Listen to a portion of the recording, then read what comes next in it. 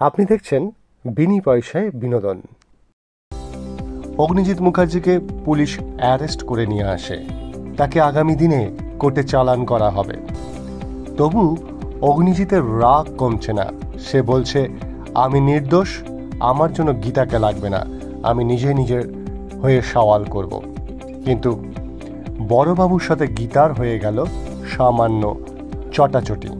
তার কারণ বড়বাবু বলছে যে আমি শিওর যে অগ্নিজিৎ মুখার্জি দোষ করেছে।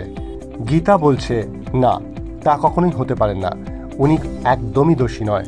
আমি আপনাকে বলছি দোষী অন্য কেউ, ওনাকে ফাঁসানো হয়েছে।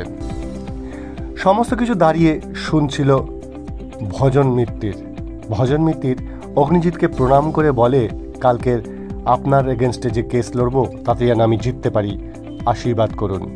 ভজন মিত্তিরকে একটা থাপ্পড় মেরে অগ্নিজিৎ মুখার্জি বলে দেয়, গুরু মারা বিদ্যা আমি কাউকে শেখাই না। এদিকে জানা যায় যে পদ্মর অবস্থা খুব আশঙ্কাজনক। সেই শুনে গীতা চলে যায় হসপিটালে। আর এদিকে ঠাম্মির ফোন আসে গীতার কাছে। সে ব্রজবালা দেবী কাঁদতে কাঁদতে গীতাকে বলে, আমার ছেলেকে ফিরিয়ে দাও, আমার কাছে ফিরিয়ে দাও, আমি তার কাছে আমার মা ডাক শুনতে চাই, তুমিই পারো আমাকে, তোমার শ্বশুরমশাইকে এই বাড়িতে ফিরিয়ে নিয়ে আসার জন্য।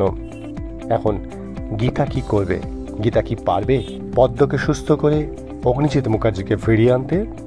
দেখতে থাকুন বিনি পয়সায় বিনোদন।